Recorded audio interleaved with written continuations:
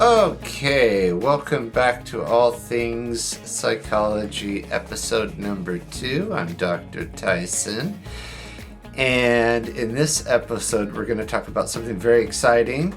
That is how to make $500,000 a year US as a therapist or a psychologist. And there's no script. I'm just going to be talking just from some bullet points here, mostly because I know what I'm talking about, within my level of expertise, and so I can pretty much just speak off the cuff. So, how do you make $500,000 a year? That really depends. Depends on what you really enjoy doing and what your values are in terms of what money you want to make. I will come to the $500,000 a year, but I want to give you some overview on the different types of ways to make money. For example, when I was younger, I wanted to be a professor. I idolized my professors and I wanted to be like them, and they sold books and they taught. But those rates are university rates, and I'll leave it up to them to inform you about those things, because that's not my level of experience.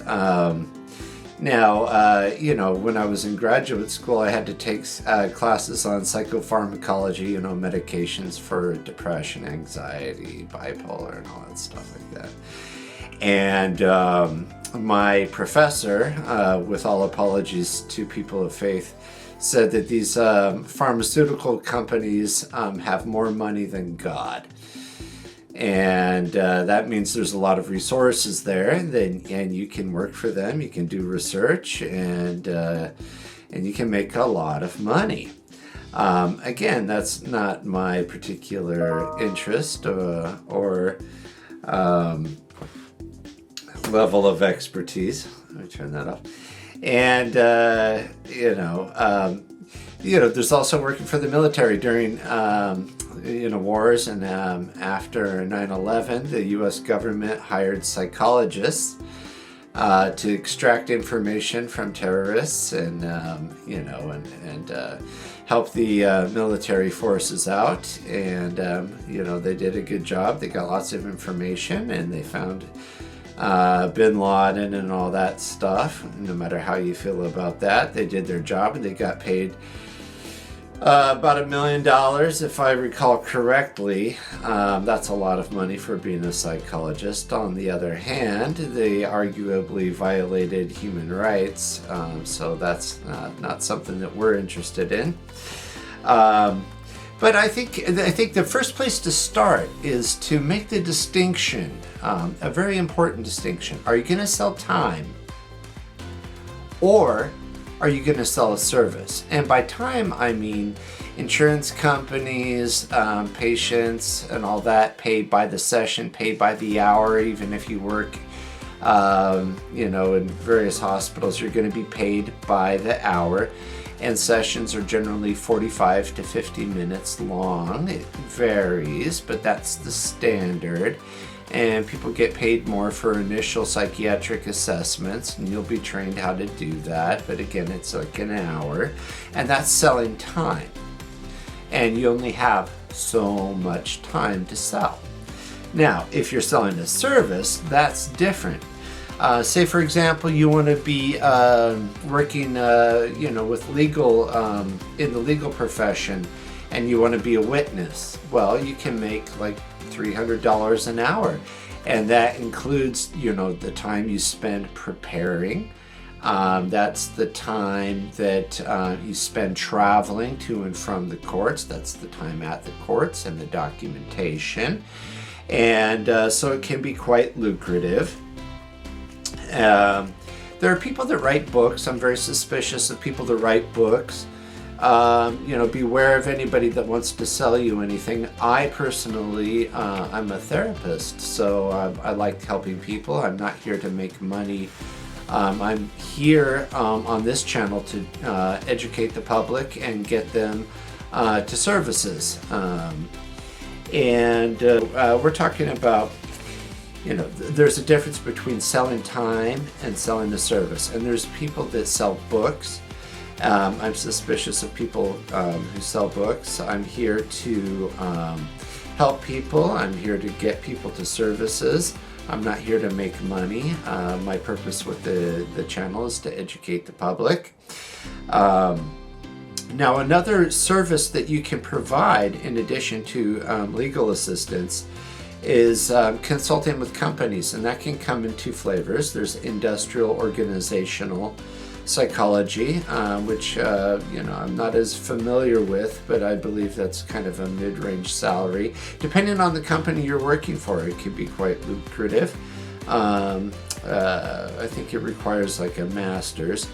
And but you can also consult for a company and doing things like arranging seating arrangements, testing people's personalities, adjusting lighting, motivational speaking, finding out who will be the best person in the best role. And if you work, for a private company in that capacity, you can make a lot of money. But again, that's not my level of expertise. We're going to come to what I do know and how to make that money that we're talking about. Another branch of making money in psychology, and I believe that school psychologists and social workers do this a lot, is psychological testing and neuropsychological testing. For neuropsychological testing, you're going to need a PhD. But they're hired by schools, and what they do is they help people get extra time for exams. They work in hospitals, helping understand and diagnose people when there's questions that the medical doctors can't answer. And they're going to do things like IQ testing, general knowledge, executive function, attention, memory, that kind of thing, impulse control. And a lot of insurance companies will not pay for that. So the client will pay a lot of money out of pocket to get that service. So there's a lot of money there. Personally, I don't enjoy doing hours of tests. It's very regimented, and the write-up is long. There's a lot of number crunching. So while you can make a lot of money doing it, if again, it comes down to values. If that's something that you really enjoy, you will love this job and you will make a lot of money doing it. And that could be, $3,000 a protocol for one client. I mean, it's going to take you a day or two to do it, but you can do it. There's also executive coaching, and that's not necessarily therapy. What that is high-end executives want to hire people to help them navigate social situations, business situations, help them understand themselves, how to keep cool, how to prepare, how to network, that kind of thing. And that can be like $300 an hour.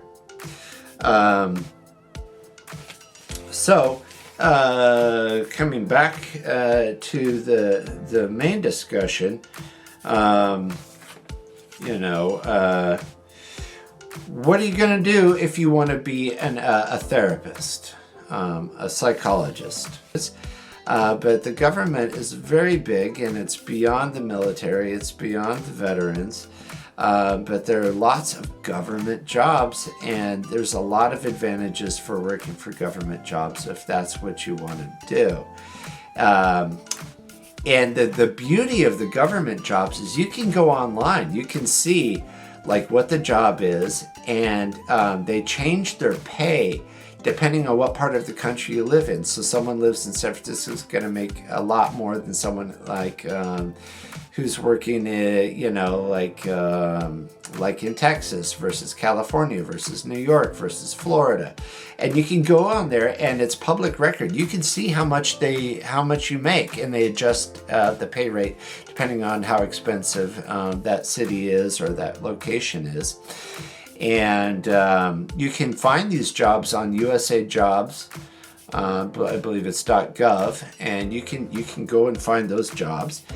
And I started out there at the VA, and for an unlicensed position, because for a lot of these degrees and licenses, and as a therapist, you need to work under someone's supervision for 1 to 3 years, depending on what level you're at.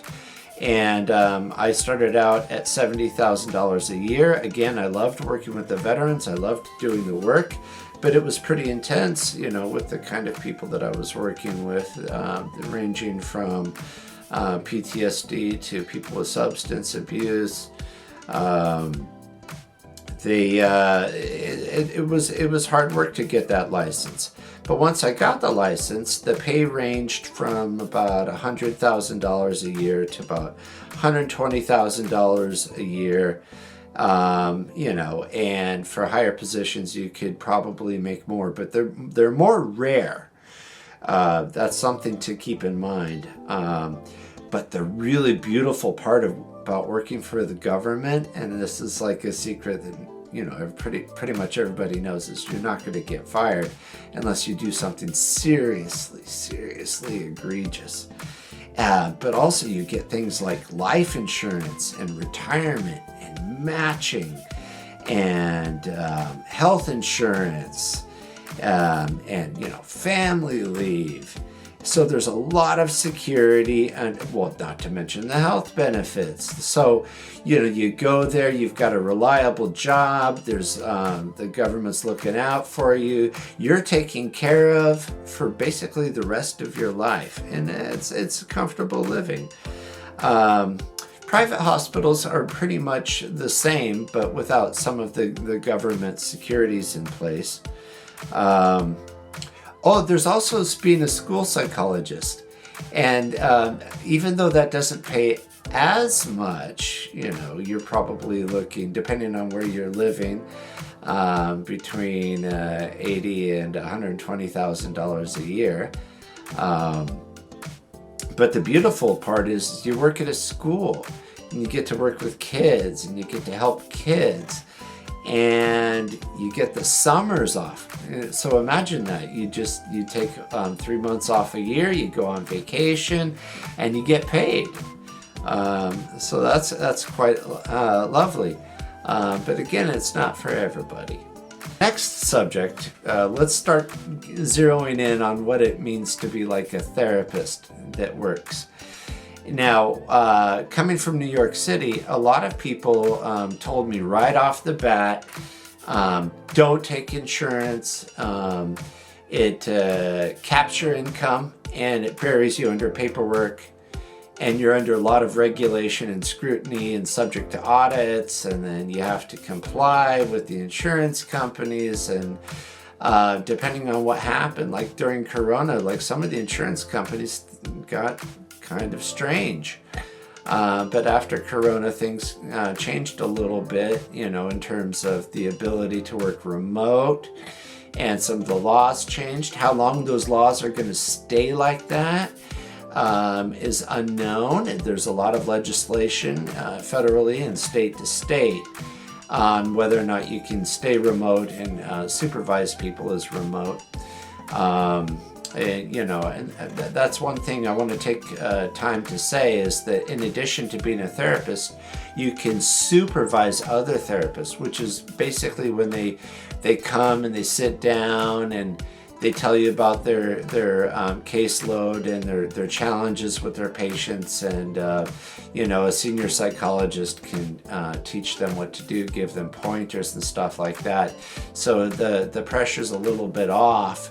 In terms of like what's happening in that hour of work, but that's an option, is to be a supervisor. But to work as in a private practice with insurance comes with all of that scrutiny, overhead, obligation, capping your income, and there's a lot of paperwork. Now the government, Medicare and Medicaid, the office, the CMS, They'll pay a PhD about $125 to about $135 a session, depending on what it is. Now, I would like to take the time to preface that I'm a clinical psychologist. I'm a PhD. And so a lot of this applies equally to things like mental health counselors, social workers, those kinds of master's level clinicians. And again, I will go into the business of how to become those things and what it takes to become those things, because the training is shorter, but the supervision periods are longer.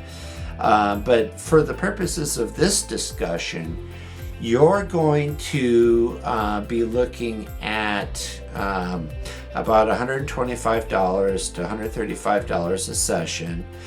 You make your own schedule. You get to choose who you work with. You can choose if you have a particular population you want to work with, you can do that, and that's quite lovely.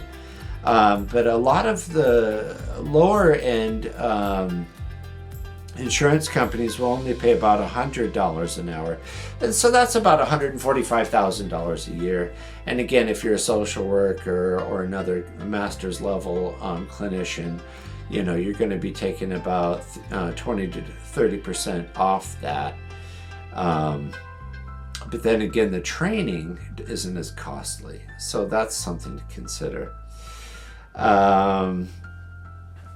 Now, let's say you're going to work in private practice, but you're not going to take insurance. You're going to be like those fancy New Yorkers or those other kind of clinicians. And let's say you charge $225 an hour. People come to you, you hang your shingle out, people come in, they agree to pay the $225 an hour for 45 to 50 minutes.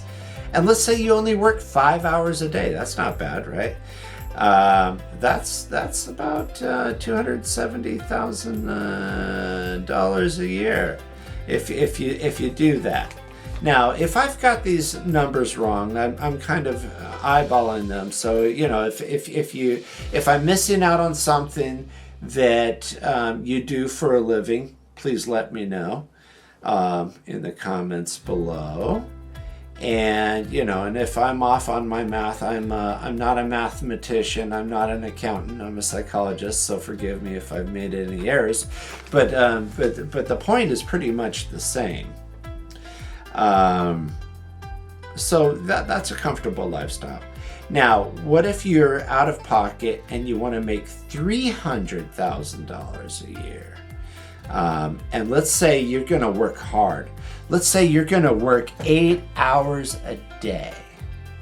Okay, 5 days a week.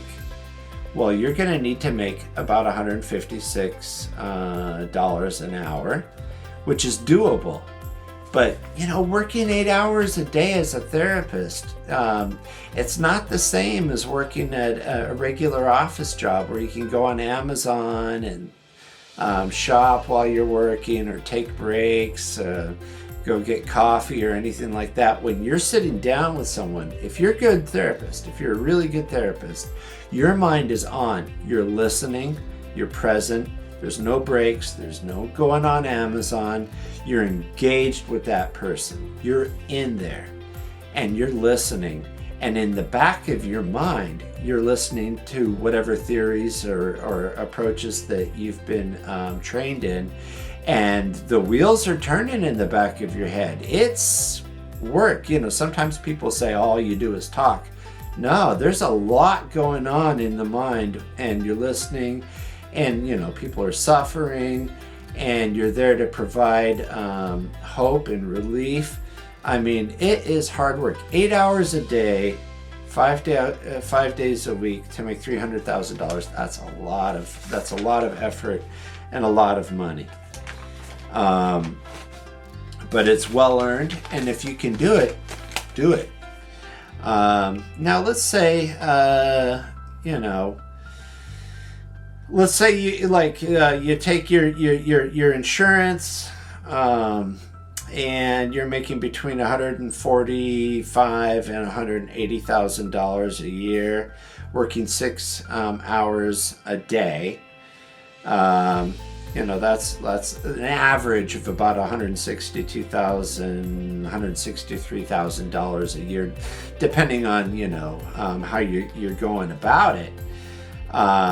But if you're going to want to make $500,000, where does all that money come from? And that's why I'm here, because you can make all of that money.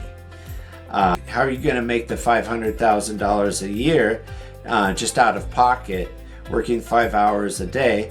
Well, that comes out to about $416 an hour, but nobody really makes that, as a therapist. I mean, some people do, but that's a lot of money an hour, and so that's not realistic to just work 5 hours a day and make $500,000 a year. So if you're doing that, then where does the other money come from? Let's say for example, you want to make $300,000 a year and you want to work 5 hours a day.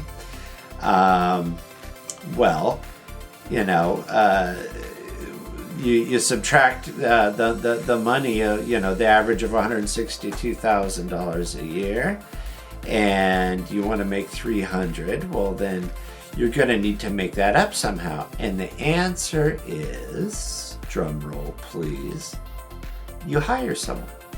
Now, there's ways of doing that, because depending on the insurance company, depending on the government, you can take insurance, or you can hire people privately, and you're going to have let's say you pay somebody out of pocket $100 an hour to work for you. You're going to need to make about $4,800 extra a week that's generating from them.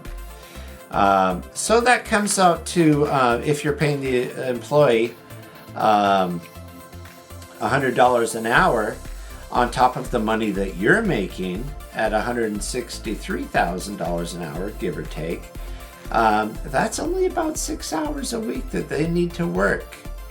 And so that's doable.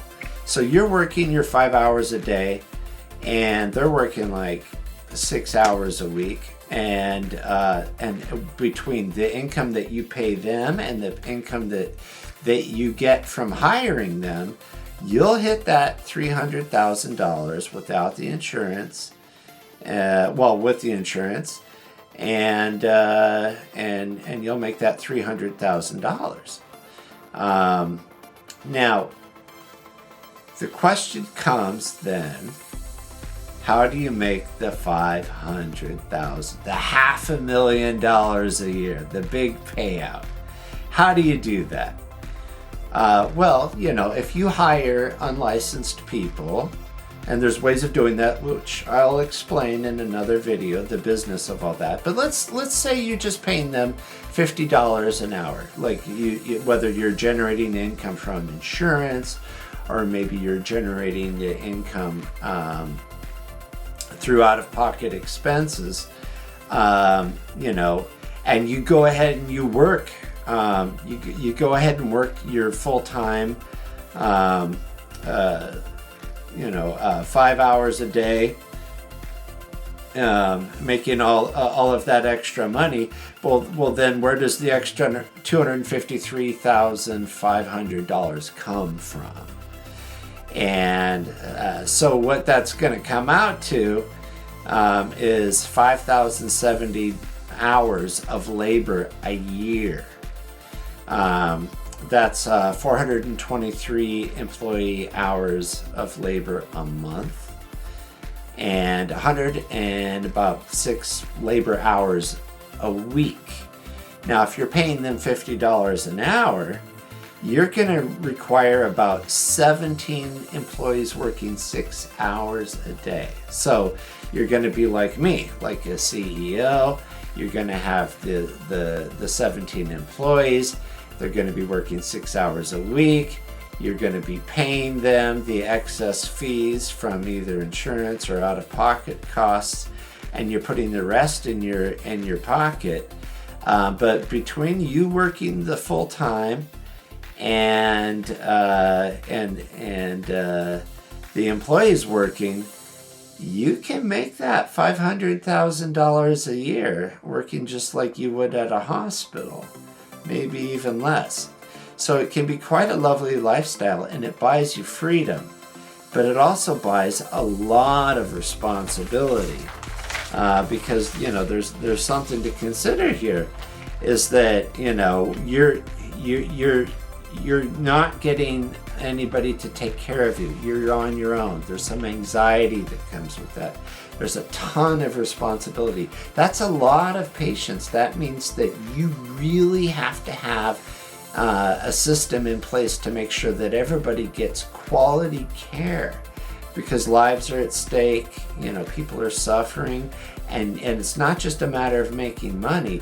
You actually have to deliver and take care of your employees, and you have to take care of hundreds of clients. So that's a lot of responsibility, but you can do it. And then on top of that, there's something else that you have to consider, that this doesn't, that $500,000 doesn't include taxes. It doesn't include, renting the office, which for now is not an issue, but it may be an issue, and offices are expensive. I was paying tens of $1,000s a month in rentals for offices before the remote began to kick in, and I still pay thousands of dollars a month paying for rental space. And then there's legal fees, and then there's your health insurance, and then there's your retirement. And with if you're going to be hiring that many people, you're going to need to hire professional billing, and you're going to have marketing, and you're going to need a really good accountant to manage all of this, and you're going to need a really good lawyer to keep on top of all this, because things happen and you're responsible. There's a reason why you're carrying $3 million of malpractice insurance every year. And that's just off the top of my head. But you can do it. And if you want to, and if you're making, $500,000 a year, how much money do you want? Now, I want to put the caveat out there that I'm talking from the perspective of a PhD.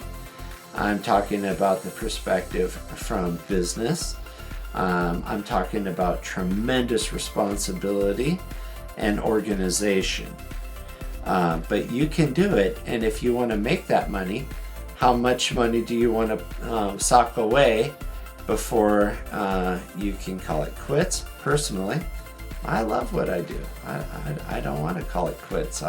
I actually enjoy it, and I enjoy helping people. So, in review, there's a lot of different ways to make the money. It really depends on what you like. If you want to have the summers off, be a school psychologist. You're not going to make $500,000 a year. You like serving veterans? Go work for the government. It's a solid job, and you meet wonderful people.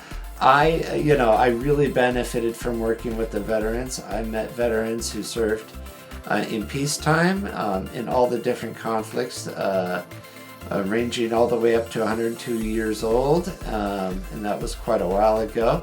I met people at the Battle of Iwo Jima, and it's just an amazing experience to share time with these people. And that's another thing about being a therapist, is each person is their own story. Just like it's like each person is like their own series of Netflix. Each person is a novel, a play unto themselves. and it's a real pleasure. So depending on what you want to do to make money, there's value beyond the money. But if you want $500,000, it's not difficult to do, and you can do even more. So having said all that, again, I'm not coming into this with a script. I'm coming off the top of my head. I'm talking loosely about what I know. And, if I'm forgetting your profession, if you disagree with what I'm saying, or if I've got the math wrong, or whatever observations you have, please do contact me or put it in the comments, and we'll come back with anxiety next. I actually promised that last time, but I guess I veered into the money first. But for the next installment, we'll talk about anxiety and worry and how to navigate life under that very uncomfortable experience that we all go through. Having said that, that is All Things Psychology Business Edition.